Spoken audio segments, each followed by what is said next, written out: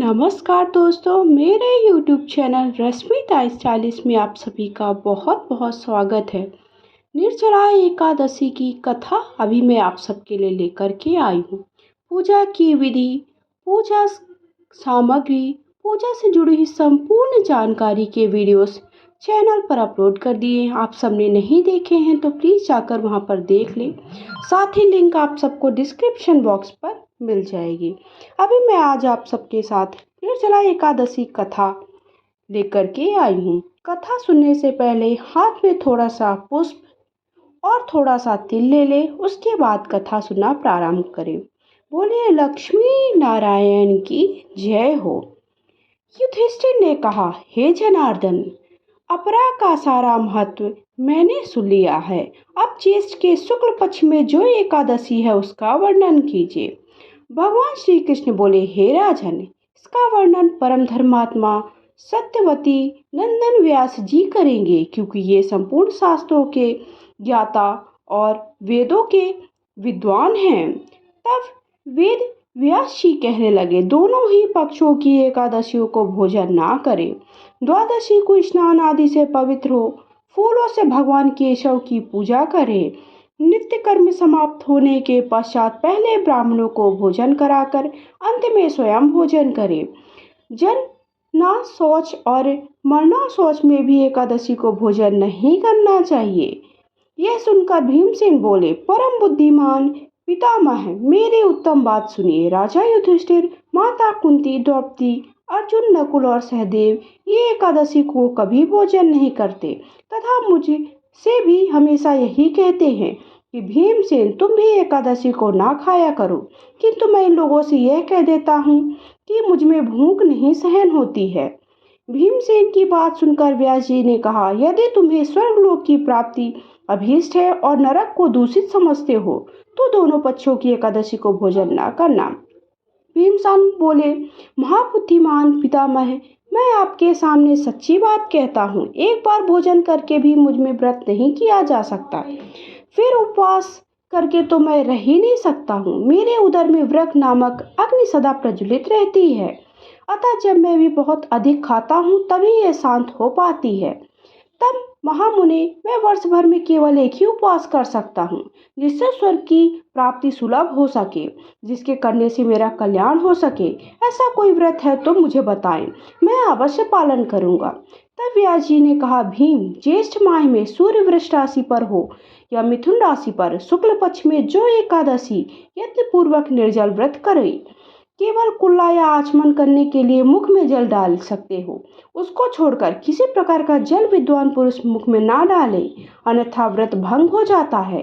एकादशी को सूर्योदय से लेकर दूसरे दिन के सूर्योदय तक मनुष्य जल का त्याग करे तो यह व्रत पूर्ण होता है। इसके पश्चात द्वादशी को निर्मल प्रभात काल में स्नान करके ब्राह्मणों को विधि पूर्वक जल सुवर्ण दान करे। इस प्रकार सब कार्य पूरा होकर के पुरुष ब्राह्मणों के साथ भोजन करे।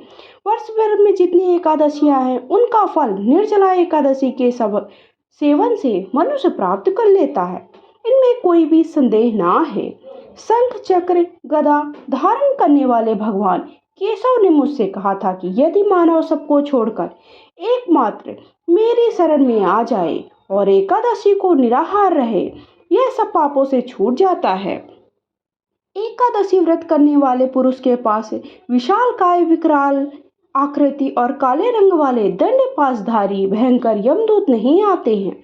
अंतकाल में पीतांबरधारी सौम्य स्वभाव वाले, हाथ में सुदर्शन धारण करने वाले, मन के समान वेगशाली विष्णुदूत आकर इस वैष्णव पुरुष को भगवान विष्णु के धाम ले जाते हैं। अतः निर्जला एकादशी को पूर्ण यत्न करके उपवास करना चाहिए। तुम सब पापों की शांति के लिए यत्न के साथ उपवास और श्री हरि का पूजन करो। स्त्री हो या पुरुष, यदि उसने मेरु पर्वत के बराबर भी महान पाप किया है, वह सब एकादशी के प्रभाव से भस्म हो जाता है। जो मनुष्य उस दिन जल के नियम का पालन करता है वह पुण्य का भागी होता है। उसे एक एक पहर में कोटि कोटि स्वर्ण मुद्रा दान करने का फल प्राप्त हो जाता है। मनुष्य निर्जला एकादशी के दिन स्नान, दान, जप, होम आदि जो भी करता है वह सब अक्षय होता है। और भगवान श्री कृष्ण का कथन है, निर्जला एकादशी की विधि पूर्वक उत्तम रीति से उपवास करके मानव वैष्णव पद को प्राप्त कर लेता है। जो मनुष्य एकादशी के दिन अन्न खाता है यह पाप भोजन करता है।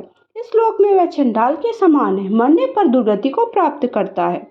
जो श्रेष्ठ में शुक्ल पक्ष में एकादशी को उपवास करके दान करता परम पद को प्राप्त होता है।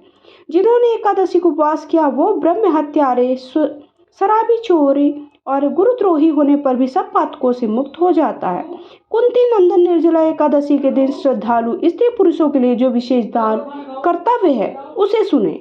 उस दिन जल शयन करने वाले भगवान विष्णु का पूजन, जलमयी धेनु का दान करना चाहिए। धेनु या घृतमयी धेनु का भी उचित है। दक्षिणा दान करें। साथ ही ऐसा करने से ब्राह्मण अवश्य संतुष्ट होते हैं। उनके संतुष्ट होने पर श्रीहरि मोक्ष प्रदान करते हैं। जिन्होंने सम, दम और दान में प्रवृत्त हो श्रीहरि का पूजन रात्रि में जागरण कर इस निर्जला एकादशी का व्रत किया है, उन्होंने अपने साथ ही बीती हुई सभी पीढ़ियों और 100 पीढ़ियों को भगवान वासुदेव के कर परम धाम में पहुंचा दिया है।